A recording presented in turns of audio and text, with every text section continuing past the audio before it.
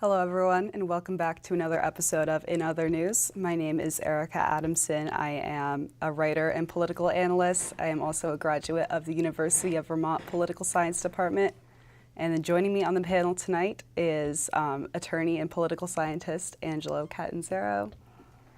We have writer and political analyst Gabe Salazar and local lawyer Kurt Maida. And so tonight we will be discussing the tragic and horrifying assassination of political commentator and activist Charlie Kirk.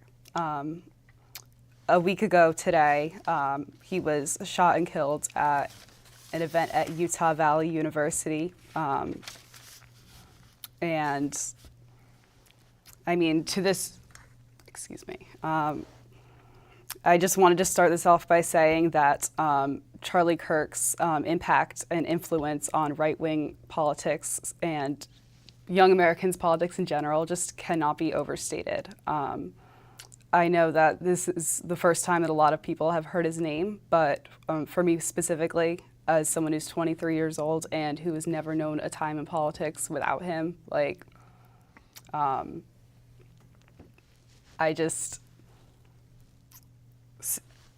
I'm sorry. No, I mean, I was shocked when it happened. Right. I feel like this is so impactful in ways that we don't even realize yet. And so I wanted to get all of your reactions for when this news came out, what you knew about Charlie Kirk, and just how we're feeling in this moment. Right. In the context of growing up with political news received from Kirk, he did inspire and influence a lot of the discussions that were brought up, not just to college students like yourself, not just to political analysts, but even to government officials. People were talking about the same things he was mentioning. And so in that realm, I mean, his influence is certainly something that is kind of the reason why we're bringing this up here on the show today. I think it's just something that we agreed should be discussed, especially in the context of what's been said in Washington and what's been said by other leaders that are taking his death as something to be considered, more seriously. So for you younger folks, I mean, he was responsible for founding Turning Point. Turning Point USA, yes. It was founded in 2012. Right, so what was that all about? What was Turning Point? What kind of impact did that have on younger people? Perhaps maybe not yourselves specifically, but colleagues of yours.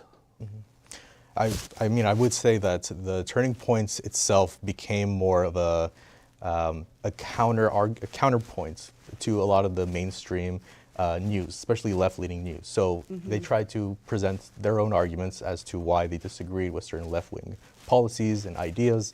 And this was mostly delivered through social media, or was it another? Well, it was also something that was really through colleges. Okay. Colleges would have chapters of Turning Point USA. I think UVM is probably one of the only schools in the country that's the size that it is. It doesn't have a chapter of Turning Point USA, but I mean, it's my understanding that a lot of conservatives believe that,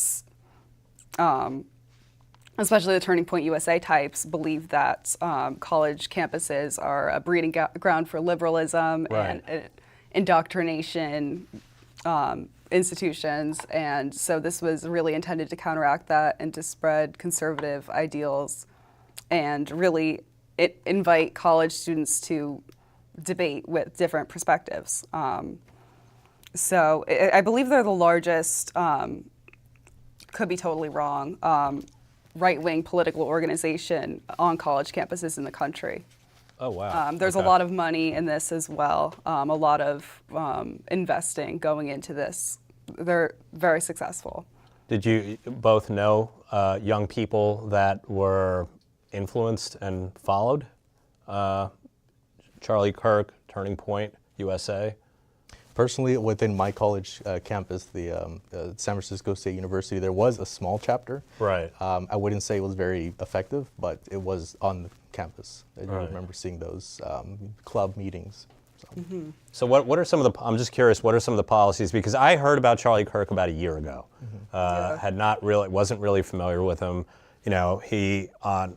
He came onto my radar once Governor of California Gavin Newsom interviewed him on a podcast, and then there were a couple of events that took place in the news that Charlie Kirk had commented on that got a lot of attention.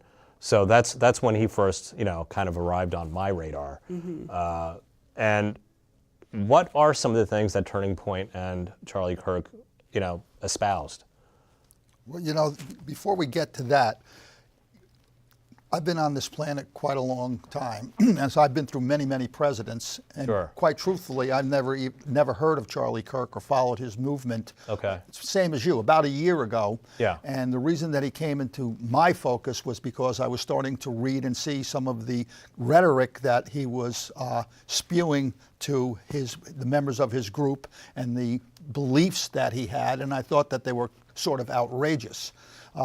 That doesn't mean that he deserves to be assassinated. Of course, no one deserves to be. Yeah, I think we all agree Yeah. here at this table that course we we're do. against any form of political violence. And I also thought that, like his mentor, Donald Trump, he is a political activist genius.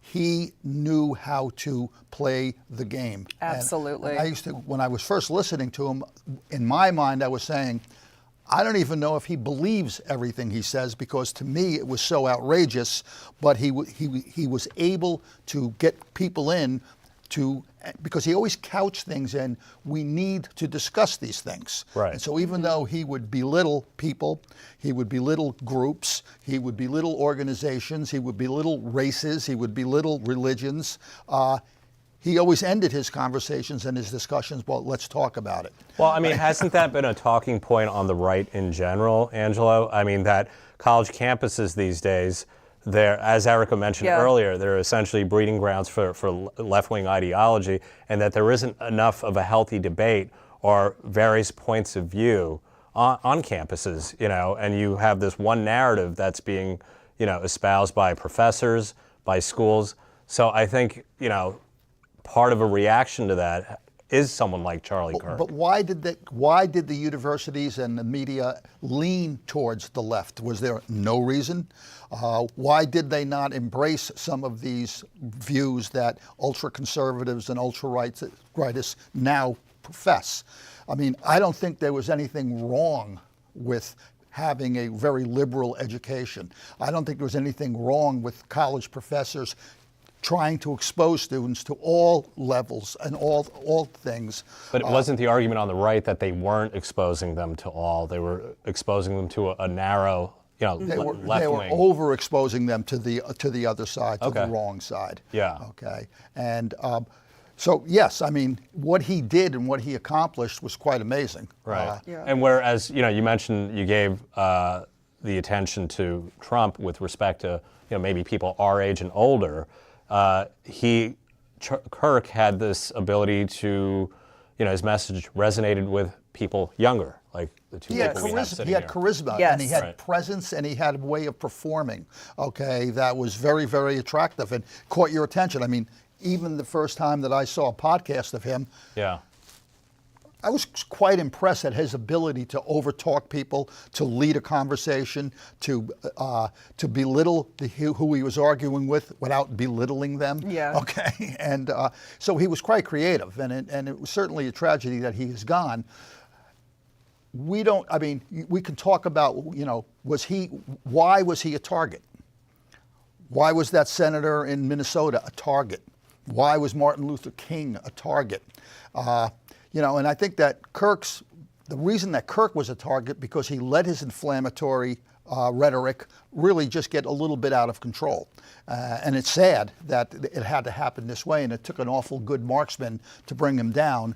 But he knew he was a target. I mean, he had a security force. I think most of these people that now, refer to themselves as influencers and have a lot of pull and a lot of, following with specifically with younger people, they all have security details now. I mean, he did. He did, right. That's a Because they get tons sad of death threats. commentary on, Yeah. on where we're at. And I think that's really what we need to focus in on as a society. Why are we resorting to political violence as a remedy for disagreement? I mean, it's what is the same thing what happened with that gentleman who got murdered by Louis Mangione, okay? I mean, he was a corporate CEO, and then when he was murdered, there was a left backlash that I read somewhere that like 41% of people between the ages of 21 and 29 applauded his death. I mean, that's sort of sick, okay? And he had a family, he had children, and all he was espousing was corporate greed. He wasn't a racist. He wasn't an anti-Semitic person, okay? So where we go from here, I think we have to start to figure out, why did we let it get so out of control? Or has it ever been any different? I mean, I think, we were talking about some statistics over time. There were many more murders, political murders in the 1960s than there have been now. So, I mean, my point is it really any different? Or are these stories, do these stories have more legs now because of the incredible impact that social media has? Whereas, back, Angela, when you and I grew up, there was one, you had, the news was on between, I think, 7 and 7:30. That was the news. And then after that, you called it a day, as far as news was concerned. You didn't have 24/7 news in terms of cable networks, at least even when I was growing up, right? You were growing up. But on top of that, you add that to, you add social media to that, and people are just bombarded with messages. I saw a young woman interviewed talking about the impact of Charlie Kirk, and she said the moment she turns her phone on or looks on the phone, she would get messages from him, because she was politically involved, and you couldn't escape the messaging and the news now, compared to let's say in the 1960s. There were a few events in my life that I have specific memories of, and one of the first ones was the assassination of Kennedy, because I was very much alive at that time. Yeah. And I don't think any of you were. But that was covered. But again, it was on the news from 5 until 6. Right. Okay. Yeah. And it was big in the papers. And then the same thing with Martin Luther King, okay, and Bobby Kennedy. I mean, those were huge political events. But nothing like what we're seeing now. And unfortunately, I am not a purveyor into the social media, so I am not privy to a lot of the things that you guys may look at, even when you're at work. Okay, that's getting bombarded. But of course, even when you turn on your computer or you turn on your phone, you're getting it from all sources. I think that's something you had mentioned earlier too, that one of the reactions to this by the right establishment is to make this, is to not only politicize this, but to make this something more than it really necessarily should be, given that it's still just a tragedy and some person was murdered for a senseless reason. They're taking advantage of it and they're raising it to the highest level. I think a lot of people that I've spoken to are sort of, they're disgusted by that they're making this, now all of a sudden this person who probably 3/4 of America never even knew who he was. Okay, certainly my generation and 2 generations after me never even knew who he was. And because he espoused this kind of a message, and because Donald Trump apparently likes the guy, they're making him into a martyr figure. Sure. I mean, the flags, now, again, it coincided with the anniversary of the September 11th attacks, but but the president did, order that all flags be lowered to half staff. He's giving him the Presidential Medal of Freedom. Posthumously, right. Yeah, at his funeral, which I believe is on Sunday. I mean, he even issued an entire statement, released a whole video that he did. Who did? The president. The president just, Trump. yeah. I did not see that. I must have been watching baseball at the time. Right. Vice President Vance also took over Turning Points for one episode. Yes. So I mean, the relation of how the White House and just the federal government top leaders are reacting to this has been, just way out of proportion to anything else. It's a bit in the past. unsettling. Right. I mean, now we're talking about criminal prosecutions, investigations into these quote unquote left-wing groups. And as far as what this will mean in terms of legal repercussions for actual people who just want to express their First Amendment right, what is the fallout that we're looking at? Yeah, I mean, the question is it a crime to be a jerk? I mean, if you put a post out there glorifying or celebrating, this man's, tragic murder, is that something that's not allowed, or is that protected by the First Amendment? I think it's clearly protected, but Right. and it's, hey, if this is something that they really feel, okay, that they really feel that they lost a voice of freedom and democracy and their future, and it's genuine, then hey, they have all the right in the world to feel that way, and they have all the right in the world to act that way. The problem that I have is that I think it's just grabbing an opportunity. Okay, Absolutely. right. And they're just making more of it for political reasons and not for reasons of honoring this man who was killed. Okay, that has very little to do what they're doing right now, in my view. Okay. Yeah. And, Well, I mean, partly this particular administration came in for one of many reasons. One of the things that they successfully, I think, argued in front of the American public was this ambivalence or dislike for what they, what I think across society on the left and the right refer to as cancel culture.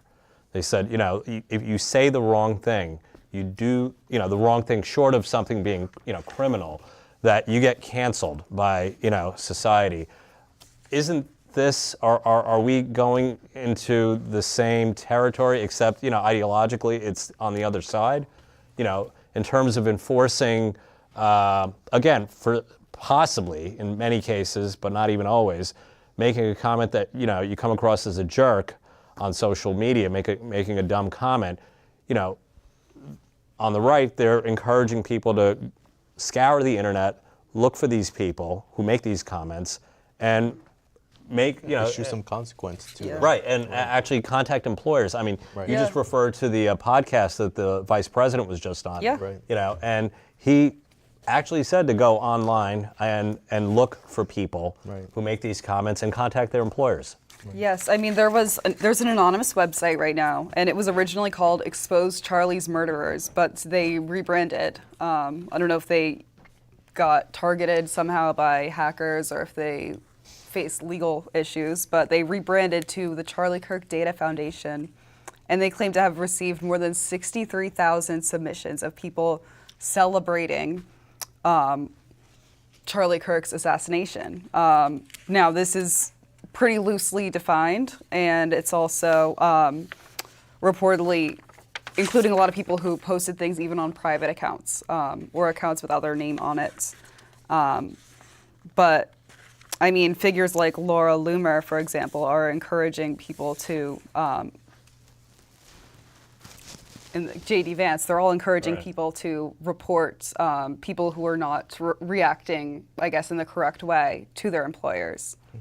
isn't it more than the employer's responsibility to take action that's only appropriate?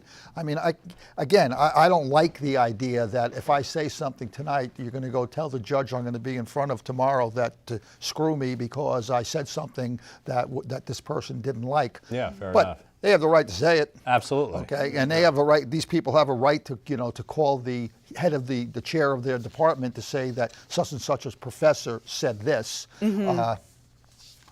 It's the reaction to that that's more important. Yeah. Okay. But doesn't It's been some prominent figures too, though.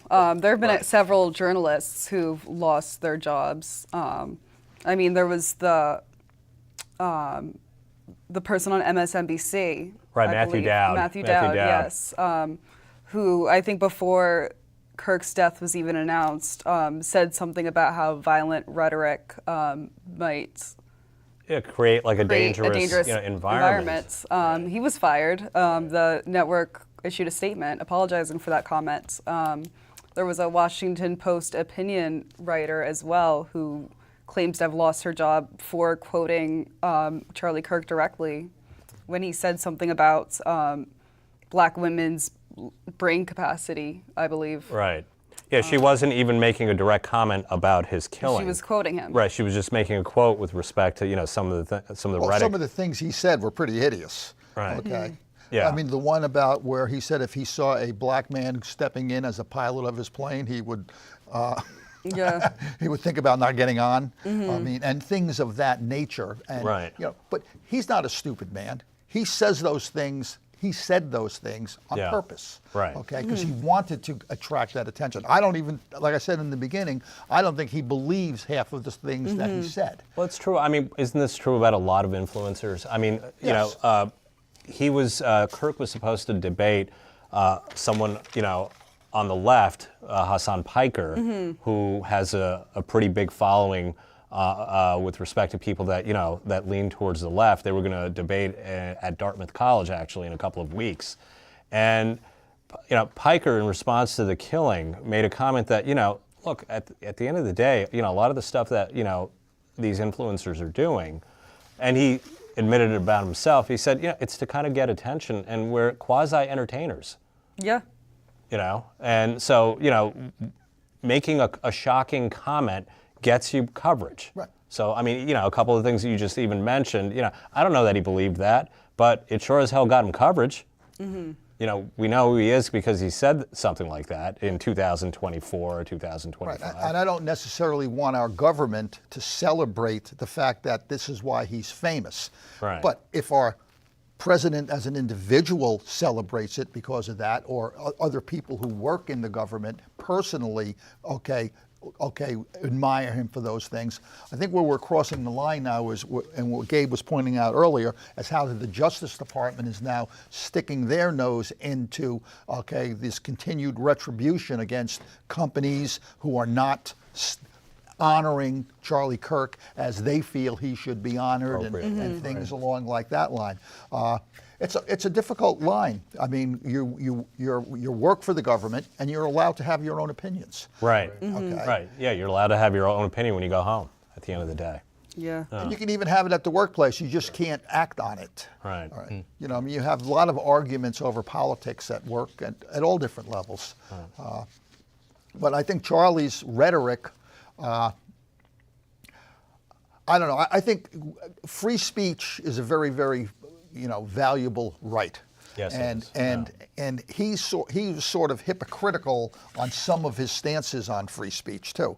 But again, why are we having this discussion tonight? Okay, I think it's not because of the hideousness of the assassination, but our perceived reaction to the reaction of right leaders, okay, to raising this thing to a level that we don't feel comfortable Yes. with. I mean, And I mean, in a sense, I feel like this whole thing got full circle. So Charlie, I mean, he got popular because he was criticizing, you know, the institutions that be supposedly, you know, very left-wing, anti-right-wing institutions. So now that the right-wing institutions are running the federal government, essentially all in power, now they're trying to say and dictate, essentially, this is what you should feel, this is what you should think. If you say anything to the contrary, you're going to be... Exactly what they were accusing of the left when they were out of This power, whole thing when is they just weren't in power. in reverse. Well, and yeah, recall the reaction to George Floyd. I mean, that was over the top also. Yeah. Okay, that was over the top in the media. I don't recall any government specific action that promoted that also, but that was a huge thing. But I just don't know how do we work our way through this particular episode. In my mind, I do it I turn off the news. Okay, I don't listen to the podcasts, which is sad. A lot of people in my generation, 7 or 8 years ago, tell me that they don't listen to the news anymore. They used to love coming home to listen to CNN or NBC or whatever, and now they don't do that anymore because it's always bad news. You know, But it's always been that way. I mean, look, the news in the late 1960s was good. I mean, you saw visions of Vietnam and young men, or in some cases boys, you know, coming home, you know, in pieces. But people watched it. Here, they're Yeah. not watching because they don't want to listen to what other people are saying. I mean, I'm guilty of that also. I don't think I've watched Fox News in 5 years. Okay, whereas in the past, I would purposely watch every network a little bit just to see what everybody was saying. Sure. And then all of a sudden I found myself, well, I don't want to hear Tucker Carlson anymore. Okay. Well, a lot of people get a lot of satisfaction, hearing their favorite influencers or journalists basically confirming what they already believe, and just to hear, what their message, what the things that the values that they have being affirmed. So they don't want to hear Fox, or if you're on the right, you don't want to listen to MSNBC, and you just listen to your person. Right, because each of us take the position that what they're saying is false. Okay, Right. What they're saying is not founded in fact, and we say that all the time about the rhetoric that comes from the right. That they, what are they, blind? What are they, stupid? Okay, but could they be right? Could they be correct? Could maybe we're the blind and we're the stupid, okay, when we're seeing these things and we're interpreting one way? I just think we have to be more,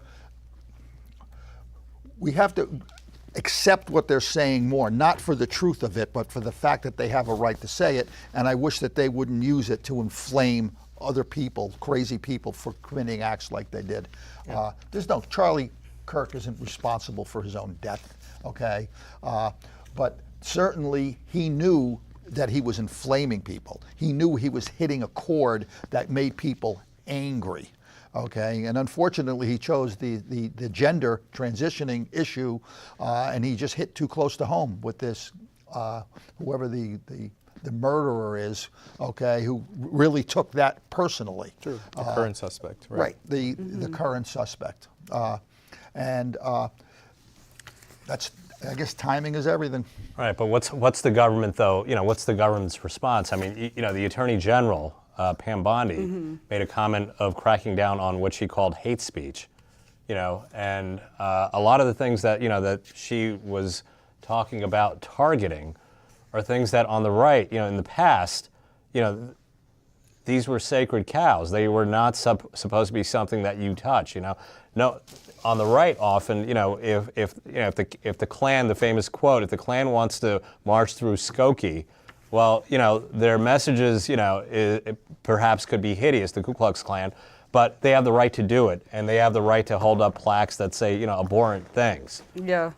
So for someone on the right to basically say we're going to go after hate speech, when someone like that in the past would have said, that simply doesn't even exist. Charlie Kirk wouldn't even be honored if that had happened 10 years ago, because a lot of what he said could be considered hate speech.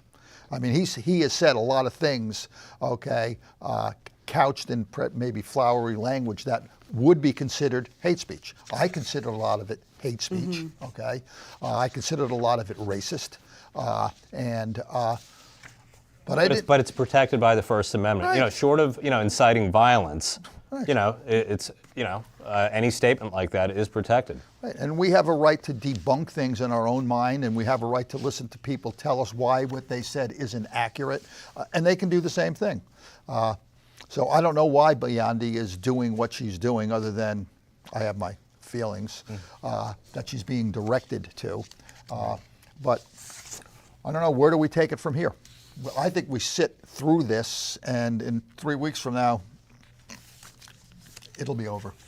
Yeah. And it's going on a little bit longer than I had imagined, but apparently he was a character that was really well loved by a lot of people. And But I also think that, and again, I'm not accusing you of something that I didn't, I didn't make a mistake on myself. I thought this was going to be, tragic, incident, but I didn't think it was going to survive the news cycle. We can let people know we were talking about different topics last week, and I thought a week from now, a week from when we first started talking about subjects, is this story even going to have any legs? And you weren't sure who he was. I wasn't that sure who he was. I knew about him, and but the story, it's still a week later. It's the biggest story in the world. because it's perhaps in the coming, country, I should say. perhaps it's coming from the top. Right. Okay. Well, but Yeah. also fueled by social media, I think. Well, but it's Which- also, yeah. there is only one suspect right now. Only one person has been arrested. There's no evidence as of yet that there was like a whole network of individuals who worked together to make this happen. And yet the president is suggesting that their entire left wing movements behind this assassination.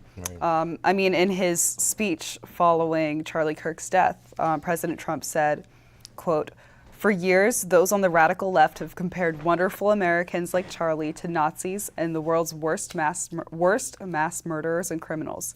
This kind of rhetoric is directly responsible for the terrorism that we're seeing in our country today, and it must stop right now.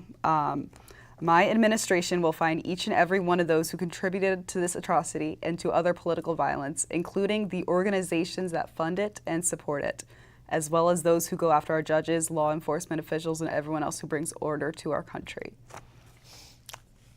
During his campaign, the most recent one, our president, called Kamala Harris and a lot of other politicians Nazis, communists, socialists, scumbags, and he went on. You can't even count the number of times that he is doing that he did over and over.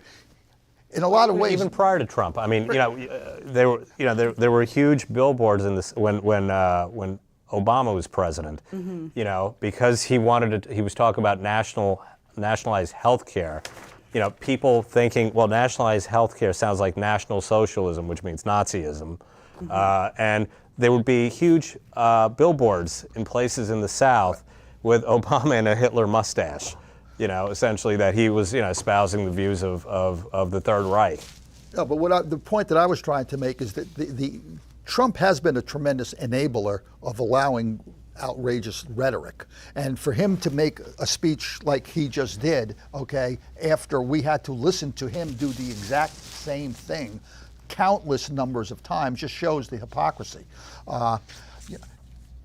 Calling someone a Nazi is almost defamatory, Yeah. I mean, unless there's some little bit of truth to it.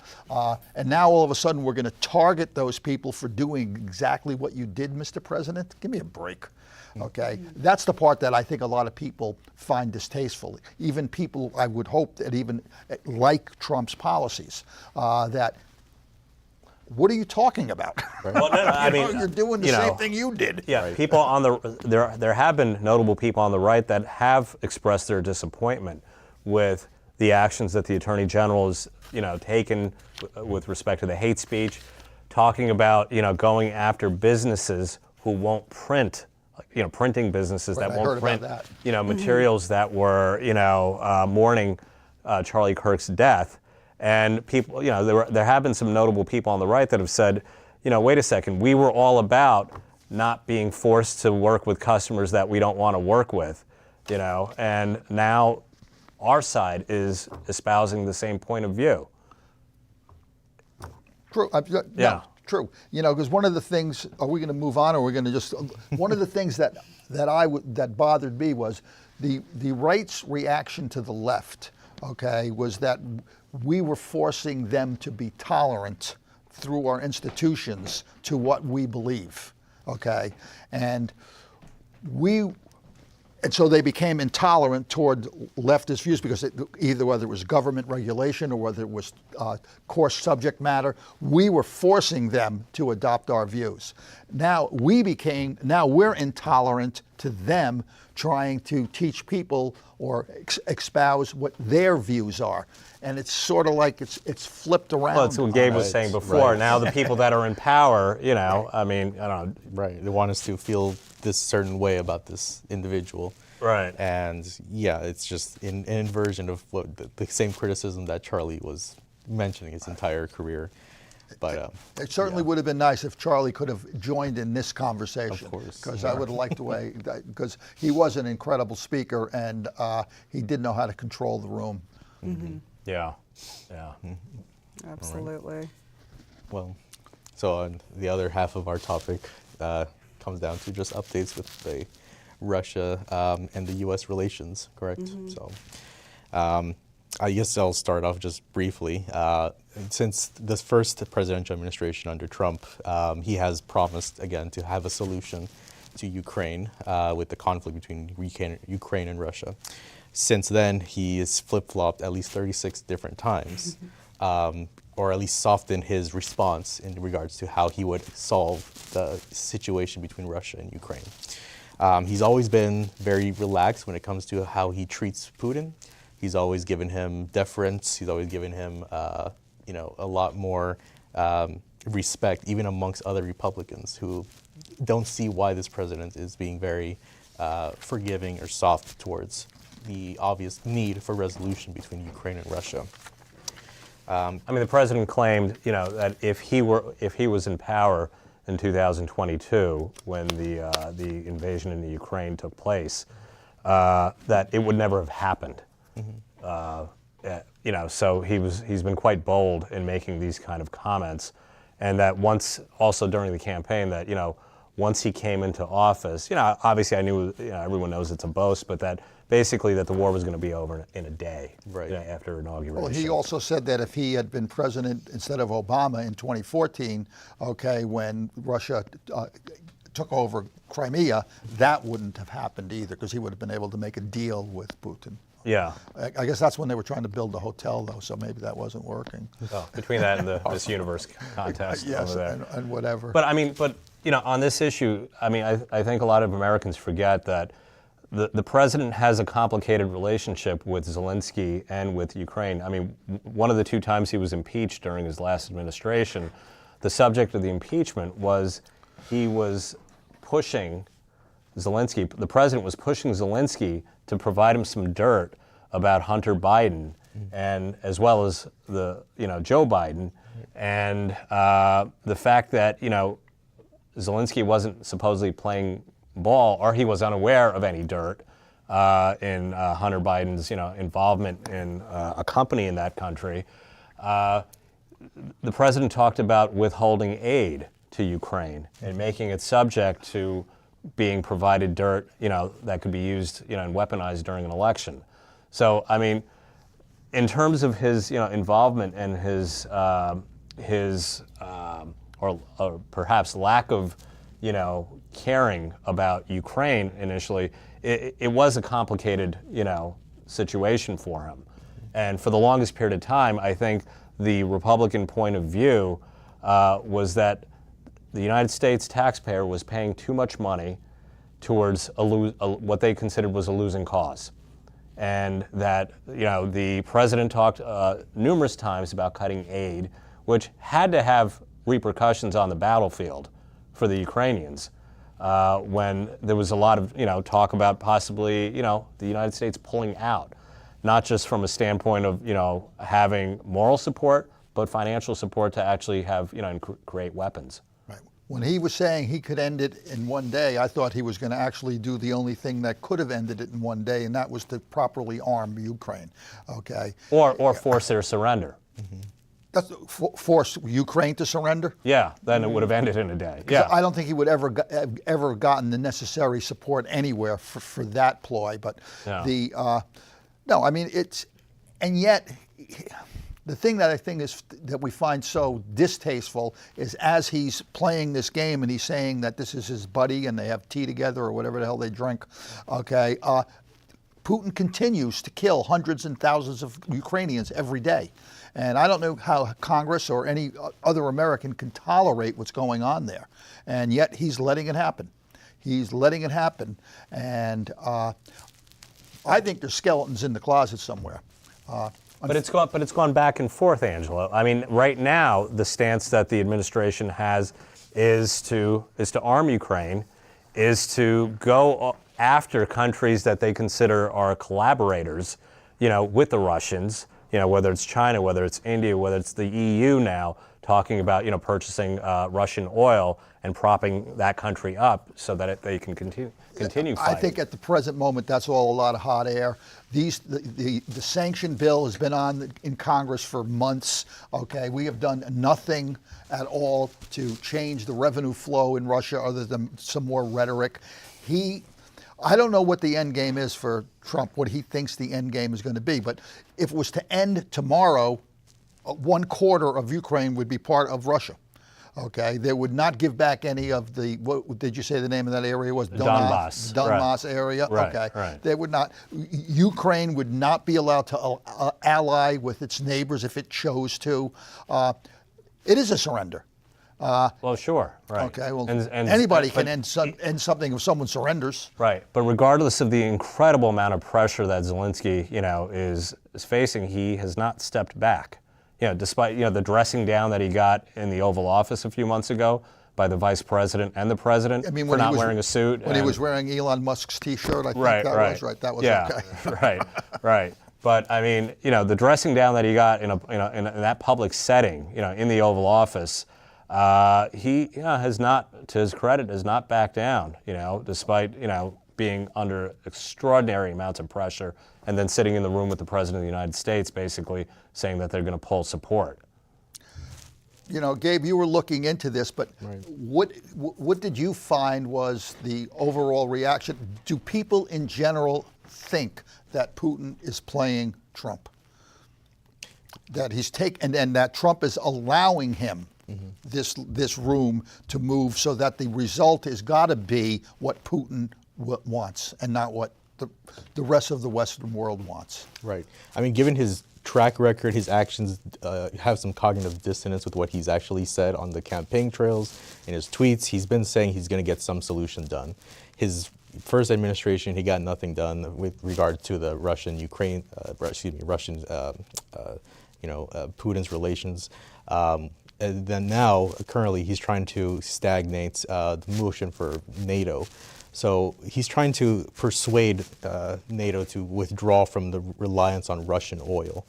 And as far as his conditions, right, Trump has been asserting that, okay, if NATO chooses with this condition, then he'll find some way to have a solution. So it's just been over and over. And then he had the meeting. He had the meeting with Putin in Alaska. Right. Yeah. I mean, So I don't didn't think go anywhere. Really. I don't think it's unreasonable to condition, having NATO not fund the Russian war that we're funding to beat. Okay, I think that makes sense. But then I also raised that question. So then what would be the alternative source of oil? The United States? So is it basically saying, would you give us that revenue instead of Russia? It doesn't matter. I mean, how can you be saying you want to defeat Putin if you're paying for him to beat you? I mean, it makes no sense to me. Okay, and so you got to make a little sacrifice, France and Germany, okay, and whoever else is purchasing the oil. And it's not like this is going on for 3 years. Sure. Okay, they could have found alternative means of obtaining oil. It's not the only oil. But I mean, supposedly, from energy markets, I heard that there simply isn't enough oil on the world market.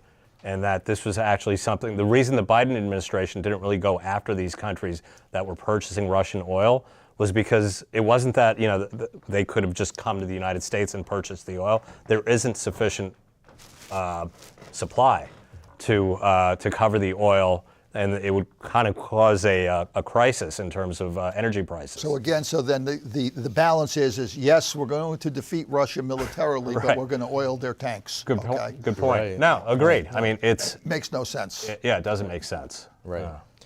I mean, as far as the current Republican perception, they've also been very annoyed with Trump's stagnation, his back and forth, how he's going to address this. They have this bill, as you mentioned, like they're waiting for Trump to take some action on, and so far just been nothing. So, well, maybe the next topic that we do is we should analyze the Republican congressional reaction to the war, and why has Congress done nothing? Okay, on many things, but this is one of the more aggravating ones to me, because every day thousands of people are getting decimated. He's ruining cities. And do you recall? Remember that first speech after when they first invaded Ukraine? He gave like a 3-hour speech about the history of Russia and the Ukraine. I mean, I really wanted to hear his justification speech, but I think I fell asleep three different times. Yeah, it's a bit excessive. I do remember that one. That was a long one. Didn't he do that with like Elon? What's that? No, I think it was. No, this is Putin's speech. No, Putin's speech. Right, yeah. Where was that on? That was after the invasion. And Right he after the gave invasion. Biden was still president. Yeah. It was in the very beginning. Right. And but we'll see. Maybe by the next time we do something here, something will have happened in Ukraine. But I am a betting man, and I'll take the under. Okay. All right. Yeah. Okay, well, thank you for watching. Are we still on? Are we still on? Okay. Okay, so you got to keep talking, host.